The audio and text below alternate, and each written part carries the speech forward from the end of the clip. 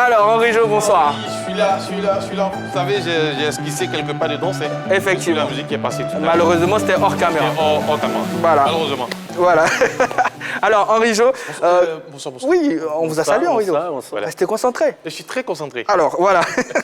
Alors, Henri Jo, que nous révèle, bien sûr, sinon, qu'est-ce qu'on a pu voir, pour faire plus simple, ce week-end, pendant, bien sûr, la 8e journée voilà, de la Ligue 2 ivoirienne. Alors, avant de donner les résultats, il faut savoir que la Ligue 2 est exceptionnelle, magnifique. Il y a de très bons spectacles sur nos pelouses, notamment au Parc des Sports et surtout au stade Robert Champeau de Macquarie, sans oublier le complexe de Yopougon et celui d'Abobo qui accueille les différents matchs de cette Ligue 2. On va commencer avec la poule A pour cette 8e journée. La poule A avec les résultats suivants. Le CO Boisflé à domicile a été battu par la RFC à Boisseau en 2-0. Songo à domicile aussi a été défait par Kozap en but à 0. FC Mouna a dominé son leader avant cette 8e journée au FC Adiaké en but à 0. Et puis dans cette même poule A, le dernier résultat, c'est la victoire de Sigilolo, 3-2 face au Williamsville Athletic Club. On enchaîne avec la poule B où il y avait ce duel. On se rappelle de ce match aller où l'équipe du Siawazi avait atomisé COE Sport de San Pedro 6-1. Au retour, c'est le COE qui s'est imposé 2-0. Et puis l'équipe de Yamsoukro a dominé l'US Févier qui ne marche pas fort dans cette Ligue 2, 1-0. Le stade à domicile est tombé face à Lys, 2-0 dans ce duel d'anciens de Ligue 1. Et puis Morsou Football Club qui est toujours en difficulté, battu 2-0 par l'ES Bergerville. On va terminer avec la poule C où se trouve Sirocco Denguele en but partout entre ces deux équipes. L'Espérance de Bois qui est tombée face à ADFK d'Azopé, 3-1. Les FIM a battu Cosmos 1-0. Et puis la JCA est tombée face au CO Korogo, 2-1. Voilà, assez de bons spectacles. Surtout avec tous ces résultats qui ont été donnés. Voilà, nous, on a pu avoir des affiches assez exceptionnelles sur la 3. On a pris plaisir à être là, à commenter, à décrypter tout simplement. Alors, Henri Jo, dans le groupe B, nous recevions donc la semaine dernière le responsable donc, du COE et ça a dû porter chance au COEK qui se sont imposés face à Issiawazi lors de la 8e journée, de cette 8e journée. Voilà. Alors, on a eu l'impression que c'était une revanche parce que voilà, ils ont perdu 6-1.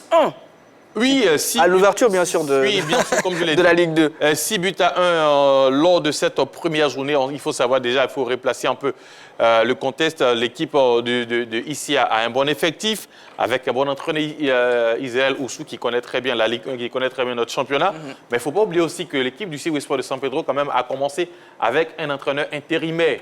Voilà, le coach des gardiens, c'était celui qui a dirigé un peu l'équipe lors des 2 premières journées. Après, il a été remplacé par Sekou Fofana. Sekou Fofana, c'est, pour ceux qui ne le savent pas, quand même, c'est l'entraîneur qui a maintenu l'équipe de l'US Bafing dans l'élite du foot ivoirien à l'issue de la première phase. L'équipe de Bafing est en difficulté, on lui a fait appel. C'est lui qui a permis à l'équipe de Bafing de pouvoir finir 3e au classement. Ensuite, c'est lui, il arrive du côté du COE Sport de San Pedro. Donc, il redresse un peu ce qui se passe dans cette équipe et on voit le résultat. Ça commence à apporter, il commence à avoir son impact sur le jeu de cette équipe du COE Sport de San Pedro. C'est un bon coach. Il est habitué à maintenir les équipes en difficulté. Et là, peut-être, il est en train de faire le travail du côté du COE Sport de San Pedro, qui, quand même, on le rappelle, a un bon effectif, sans oublier celui qui est sur le front de l'attaque, Chamouko, comme on l'aime l'appeler, et qui a été vraiment le bourreau de cette équipe de Issiawazi lors de cette 8e journée. Donc, c'est vrai, il y avait la revanche à prendre. Après avoir pris 6 buts face à l'équipe d'Issia, il fallait se réveiller. Et heureusement que Sekou Fofana est arrivé. Et heureusement que l'équipe d'Issiawazi s'est réveillée. Du COE Sport. Du COE Sport. Voilà. Merci Jean-Philippe. Il faut noter que le format de la Ligue 2 de cette année, on va le dire, est exceptionnel. Donc en phase aller-retour. On a donc 7 journées. La 8e journée, donc, c'est la première journée des phases retour. Après, on va retenir donc, les 3 premiers qui vont jouer la Super Ligue 2. Et avant, bien sûr, de commencer cette 8e journée, Issia était en tête seule avec 17 points. Et là, c'est une mauvaise opération qu'elle réalise. Quel commentaire vous faites de ce résultat-là, Balo? Ouais, ça doit être un relâchement, tout simplement, parce que c'est une équipe qui sait bien jouer au football. On l'a vu face au stade d'Abidjan. Même malheureusement, elle retombe dans des travers, dans un relâchement, dans une déconcentration. La capacité à être constant, à maintenir le cap, c'est ce qui fait les grandes équipes. Et là, je pense qu'Issy Ahouazi a pêché à ce niveau. Aurier, vous êtes d'avis? Mais je pense que cette formation a commencé avec suffisamment de poids et de puissance.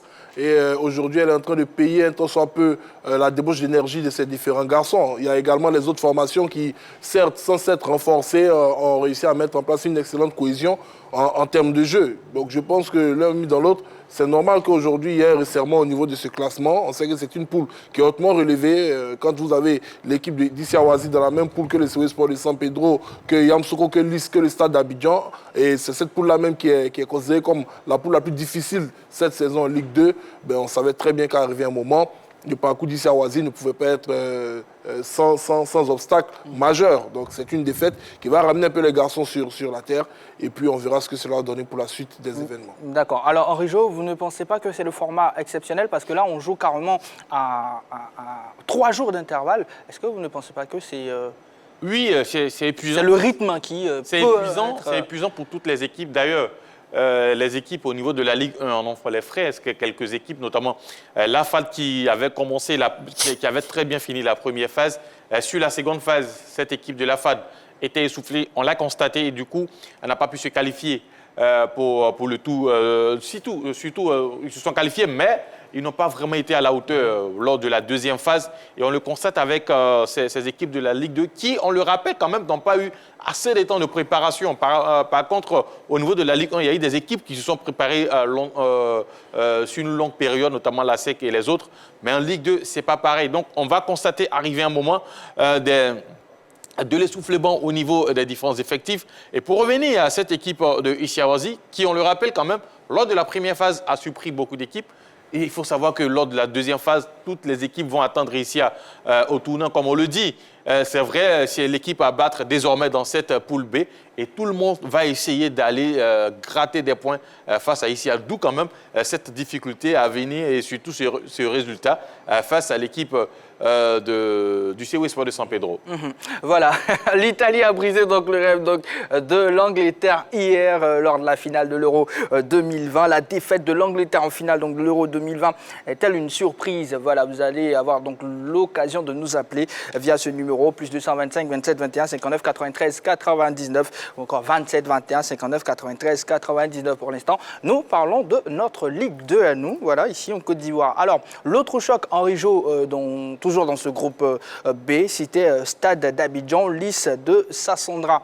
Et bien sûr, Lys a réussi à battre cette formation. Pensez-vous que la victoire des Liman respecte la physionomie du match? Alors oui, l'équipe de Lys quand même a un bon effectif. Et déjà, Lys nous avait montré un match exceptionnel. C'était face à l'équipe du COE Sport de San Pedro, où ils ont fini 2-2. Plus de Issy Ahouazi, et où ils ont fini 2-2. Quand même, c'était un beau spectacle. Et pour parler un peu du Stade d'Abidjan, c'est une équipe quand même à réaction. Face à l'équipe lors de la 5e journée, face au COE Sport de San Pedro, cette équipe d'Issy, à la 8e minute, était déjà menée 2 buts.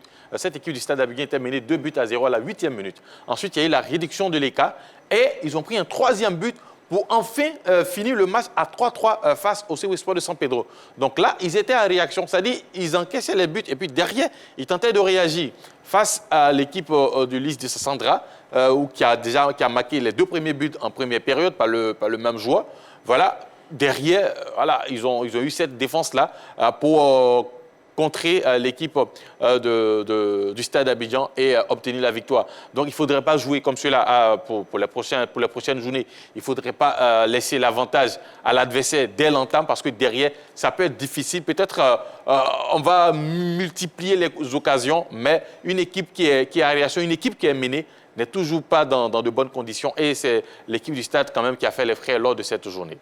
Eh bien, c'est l'affiche qu'on a diffusée le dimanche. C'est la dernière affiche du week-end que la 3 a pu montrer. On a pu voir une équipe de Lys vraiment bien calme, posée. On fait des petites passes, on joue tranquillement. On a eu quand même l'impression que c'était vraiment une équipe qui sortait d'un centre de formation. Et avec Georges, le consultant qui était avec Wallo, il a dit, voilà, on retrouve beaucoup de joueurs issus des centres centre de formation de l'US Fermier. C'est-à-dire qu'il y a un bon travail qui est fait derrière, mais la mauvaise, la mauvaise note, on a eu 2 grosses bourdes qui ont envoyé des buts sur les mêmes occasions avec un duo, donc celui toujours pour la passe et à la réception. Comment un gardien de Ligue 2 peut faire des erreurs comme ça? Je ne sais pas si on aura l'occasion de voir les buts, mais sur 2 mêmes occasions, on a eu des buts. Ballot. Oui, tout à fait. Les gardiens de but sont pas très en forme, hein, parce que lors du match qu'on a eu à commenter, que j'ai eu à commenter entre le FC Mouna et l'équipe de l'FC Adiaké, c'était à cause d'une sortie hasardeuse, incroyable du gardien de l'FC Adiaké que le but est arrivé. Donc, je pense qu'au niveau des gardiens de but, il doit y avoir une remise en cause au niveau des gardiens de but de la Ligue 2, parce qu'à ce niveau-là, il y a des flottements, il y a des sorties qui ne sont pas bien assurées, il y a des prises de balles qui ne sont pas bien assurées. Donc, c'est ce qui a dû donc, poser un problème à cette équipe du Lys Sassandra, qui, dans le jeu, est correcte. Hein. Techniquement, comme on l'a dit, il y a des joueurs issus de centres de formation qui montrent leur habilité technique, mais derrière, il y a des choses à revoir, notamment au niveau des gardiens de but, et il faut revoir cela avant la Super Division. Voilà, on sait que ce sont 2 équipes issues, qui ont déjà goûté à la Ligue 1. Alors, ce que j'ai envie de demander, aujourd'hui, en tête du classement donc de cette poule B, on a Issia et on a Lys. Clairement, Lys se signale, Henri Jo. Bien sûr, l'objectif, déjà, quand vous échangez avec le président de cette équipe, Diamamadou, l'objectif pour l'équipe, c'est de toujours, tout de suite retrouver l'élite du foot ivoirien. L'élite, c'est la Ligue 1. Donc, ça passe d'abord par un bon classement, ça passe par une bonne première phase de saison. Et c'est dans cette phase-là que nous sommes. L'équipe de Issia avait quand même fait le trou depuis le début, mais bon, au fur et à mesure que les journées avancent, les autres essaient de récoller, notamment cette équipe de Lys de Sassandra, sans oublier le CEU Espoir de San Pedro. Le CEU, on le rappelle quand même, a eu quelques petits soucis avec un de ses joueurs. D'ailleurs, ils se sont vus retirer 3 points. Cette affaire, il y a eu un recours au niveau du comité de normalisation. On attend bien sûr le résultat de ce recours pour voir un peu si le CEU retrouvera ces 3 points. Au cas où le CEU retrouve ces 3 points, le CEU fera un bon trait qualitatif au niveau du classement.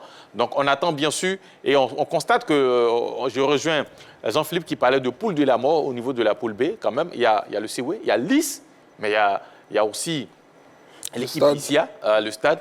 Donc voilà, c'est une poule très serrée et le suspense restera tel jusqu'à la fin de cette première phase. Alors, on va parler maintenant du groupe A où on retrouve Mouna FC qui ne lâche pas prise avec une nouvelle victoire. Alors, pour vous, l'équipe est-elle parée pour réaliser son rêve de monter en Ligue 1, même si on est encore loin, si nous sommes encore loin? Jean-Philippe. Oui, je pense que c'est une formation qui est en train de petit à petit se construire. Je me rappelle lorsque cette équipe était en 2e division, le président disait comme ça que l'objectif pour lui était de permettre à la région de Sassandra d'avoir aujourd'hui un bon centre de formation et lycée, c'est de concevoir véritablement une infrastructure sportive et communautaire dans la ville de Sassandra avant de se projeter et revenir en Ligue 1. Bon, il y a le discours du dirigeant, il y a la réalité des faits. Aujourd'hui, sa formation est en train de se battre pour remonter en Ligue 1 avec des joueurs de valeur. Donc je pense que du côté du Lys, ça va être difficile, c'est vrai, parce qu'il y a quand même des équipes qui ont démontré de très belles choses, mais c'est une équipe sur laquelle il va falloir compter. Alors, Henri Jo, on a parlé de Mouna FC. Le président Ali Mouna est très optimiste. Il était au stade. Comment vous voyez cette formation-là? C'est une bonne formation. Déjà, il faut rappeler que la saison dernière, l'équipe a manqué de peu la montée. La saison dernière, l'équipe a manqué de peu la montée à cause de la crise sanitaire où les championnats se sont arrêtés. L'équipe n'était pas très loin de la première place, donc a manqué de peu la montée. Et ils ont fait de bons recrutements, notamment on retrouve des anciens de la Ligue 1 dans cette équipe, notamment Dosso Fabius, ancien de la SEC Mimouza. Il est passé par l'Africa. Et comme lui, il y en a d'autres quand même qui connaissent très bien notre championnat, qui évoluent dans cette équipe de Mouna FC. Le président Ali Mouna disait que l'objectif était de se maintenir. Et le reste, ça sera un bonus. Donc, pour l'instant, nous sommes dans le bonus puisque l'équipe est très bien partie pour se maintenir en Ligue 2. Mais en plus, voilà, L'équipe est en route pour la deuxième phase. Cette deuxième phase, peut-être, qui peut lui permettre quand même de remonter dans l'élite du foot ivoirien. Donc, c'est une équipe qui est bien constituée d'anciens, de nouveaux, d'expérimentés, de nouveaux joueurs qui n'ont pas suffisamment d'expérience. Mais c'est un mixte qui permet à cette équipe de Mouna, pour l'instant, de dominer les débats au niveau de la poule A. Voilà.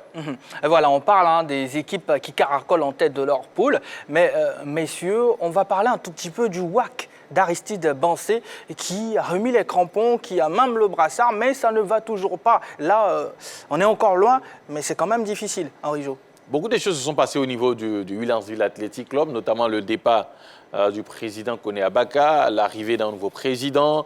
L'équipe quand même a fait le pari de la jeunesse avec des joueurs issus de centres de formation. Ils sont très jeunes, ils jouent très bien au foot, mais ils ont ce petit truc là qui leur manque, l'expérience, et qui fait que cette équipe du WAC, pour l'instant, n'arrive pas à enchaîner les bons résultats. Et à un moment, il y a une journée où ils étaient au niveau de la dernière place. Pour l'instant, ils essaient de se maintenir en obtenant quelques bons petits résultats. Vous avez évoqué l'arrivée de Bansé, qui depuis longtemps est dans les sillages de cette équipe de Williamsville Athletic Club. Il a décidé à son niveau et surtout à sa manière d'aider l'équipe de Williamsville en intégrant bien sûr l'effectif. Pour l'instant, peut-être on peut dire que c'est payant, même si sur cette journée, ils ont été battus. Lors de la journée précédente, c'est sur un coup franc de Bansé relâché par le portier adverse que le WAC inscrit le but qui lui permet, il me semble, de s'imposer ou de faire 1-0, oui. Voilà. Donc, quand même, je dirais que c'est bien. Déjà, son arrivée au niveau de la Ligue ivoirienne, quand même, avait donné un peu d'éclairage à notre championnat. Avec la Ligue 2, ça attire forcément les attentions. Et c'est ce qu'on demande souvent aux anciens joueurs qui peut-être sont en fin de carrière, quand même revenir au niveau de notre championnat pour permettre à ces championnats plutôt la Ligue 1 comme la Ligue 2 d'avoir un peu de visibilité. Et voilà, on ne serait... on dira jamais assez merci à Bansé qui toujours est là pour le servir et surtout qui est toujours présent pour permettre à notre championnat d'avoir plus de visibilité. Jean-Philippe Ballot, vous croyez au maintien du WAC? Tout est possible, il y a suffisamment de journées. Bansé Aristide l'a expliqué, son engagement sur le terrain tient du fait que tout simplement, malgré sa retraite internationale avec le Burkina Faso et même au niveau des clubs, ce soit un enfant de Williamsville qui a décidé d'aider son club d'enfance. Aujourd'hui, il fait partie des dirigeants de cette équipe. Il apporte ce qu'il peut comme expérience, il apporte ce qu'il peut comme image. Je pense que c'est à la fédération également de capitaliser sur cet aspect-là. Mais pour le WAC, c'est mal engagé, même si l'équipe réalise quand même de bonnes performances. Parce qu'auparavant, elle avait un déficit sur le plan offensif. Elle n'inscrivait pas énormément de buts. Maintenant, malgré les défaites, malgré tout simplement les comptes performances, il y a encore des buts qui sont inscrits. Petit à petit, je pense que cette équipe-là va se libérer. Et puis, pourquoi pas faire des différences. Oui, c'est possible, d'autant plus que Aristide Bansé s'investit pour apporter l'expérience. Et dans ces moments difficiles, l'expérience compte pour regonfler à bloc l'équipe, pour remotiver l'équipe. Et je pense que Aristide Bansé peut être un atout dans ce sens-là pour aider le WAC à se maintenir. Fousseni Koulibaly, international ivoirien, sera donc avec nous dans pas longtemps. Restez avec nous, ne zappez surtout pas. Alors, Henri Jo, dans ce championnat de Ligue 2, on revoit des joueurs qui sont passés naturellement par la Ligue 1. On retrouve un certain Zougouri, qui est d'ailleurs encore chaud. Zougouri, le joueur du Stade d'Abidjan, celui qui porte le numéro 10 du Stade d'Abidjan, qui a produit un match, pour moi, je dirais pour l'instant, son meilleur match, c'était face à l'équipe du Sud Sport de San Pedro, match que déjà j'ai évoqué tout à l'heure, où l'équipe du Stade d'Abidjan était menée jusqu'à 3 buts à 1, avant de revenir à la MAC et d'obtenir le match nul 3 buts partout. Et Jean Jaurès Zougouri a été l'un des artisans de ce match nul-là, de ce match, je dirais, à intensité. Il a produit un grand match et moi, j'ai aimé quand même sa manière de jouer. Et comme lui, quand même, j'ai cité quand même Dosso Fabius Gbogbo qui est avec l'équipe de Mouna FC, mais ils sont nombreux à avoir joué non seulement en Ligue 1, mais aussi on les retrouve en Ligue 2. Et ça se passe très bien. C'est celui-là aussi qui peut permettre surtout à la Ligue 2, d'avoir plus de visibilité. Et ben voilà, les joueurs en difficulté au niveau de la Ligue 1 ou peut-être dans d'autres divisions, bon, qu'ils n'hésitent pas à venir. Voilà, il y a beaucoup de choses qui se font et surtout de très bonnes choses au niveau de la Ligue 2 ivoirienne. Alors voilà, Henri-Jean, on a fait un tout petit peu le tour. Qu'est-ce que vous pouvez nous dire sur les films? Les films de Hervé Siaba, quand même, qui est leader de sa poule, ils sont premiers avec 17 points. Il y a quand même 4 points de différence entre les films et son premier poursuivant direct qui est le COK. Les films, c'est une école de formation et on ne déroge pas à la règle du côté de les films. On fait toujours confiance à la jeunesse. Moi, pour avoir vu jouer cette équipe, quand même, il y a quelque chose de bien qui est fait. Surtout quand vous partez au stade pour suivre quand même les films. Il y a du spectacle, parce qu'il y a du spectacle sur les deux jeux, mais il y a du spectacle au niveau de la loge présidentielle. Parce que quand vous avez un président comme Hervé Siaba, il est le deuxième entraîneur de l'équipe. De sa position, il donne toujours des instructions sur les deux jeux. Et c'est là aussi, on sent en ce monsieur un passionné de sport, un passionné de football. Et son équipe, quand même, en bénéficie. Et surtout, il a l'envie de revenir très, très vite au niveau de la première division. Et pour l'instant, son équipe est très bien embarquée. D'accord. Henri-Jean, on va terminer avec vous, avec des images du classement de cette 8e journée-là. Bien évidemment, on va commencer avec la poule A qui est dominée, comme on le disait à l'instant, par l'équipe de Moon FC, 19 points, 7 points de plus que l'équipe de son poursuivant direct RFC Adiaké et 12 points. Troisième Kozap et puis au bas du tableau on a Sidi Lolo et le CO Boisflé. Dans la poule B, nous avons Issi Awazi qui est leader, mais c'est serré avec son poursuivant direct qui est l'Isdé Central qui a 17 points. Et également, mais plus 7. Et puis le podium est complété par le CO Espoir de San Pedro, 13 points. Au bas du classement, nous avons l'équipe de Yamsokro et Mossou Football Club. Et puis on va terminer avec la poule C. La poule C, on le disait à l'instant, dominée par l'école de football Yo Maciel de Hervé Siaba avec 17 points, plus 4, suivi du COK, 13 points. Le Denguele complète le podium avec 11 points et puis au bas du classement, vous avez 7e Cosmos et l'équipe de la JCA qui est en grande difficulté, 8e avec 6 points moins 4. Voilà, merci beaucoup Henri-Jo. Toute l'actualité de la Ligue 2 en vrai et en clair, c'est sur la 3. C'est nulle part ailleurs. Voilà, c'est nulle part ailleurs. Vous êtes ici, la bonne adresse pour avoir toutes les actualités. Vous aurez naturellement, certainement dès demain, le programme de la journée suivante. Donc nous avons entamé donc ce week-end les phases retour. Henri-Jo, vraiment merci beaucoup d'être passé. Et puis on va vous laisser partir parce que notre invité arrive. On va vous laisser pour le temps de vous échauffer, d'avoir d'autres informations naturellement. Pour nous rejoindre, la question LGT, très chers téléspectateurs, pour ce soir concerne l'Euro, je l'ai dit. La défaite de l'Angleterre en finale de l'Euro 2020 est-elle une surprise? Oui, prenez vos téléphones à présent et puis rechargez, mettez assez d'unités et commencez à composer le plus 225 27 21 59 93 99. On va en parler, ça sera en compagnie bien sûr de notre invité. Deuxième coup d'arrêt dans cette émission. On part pour la pub.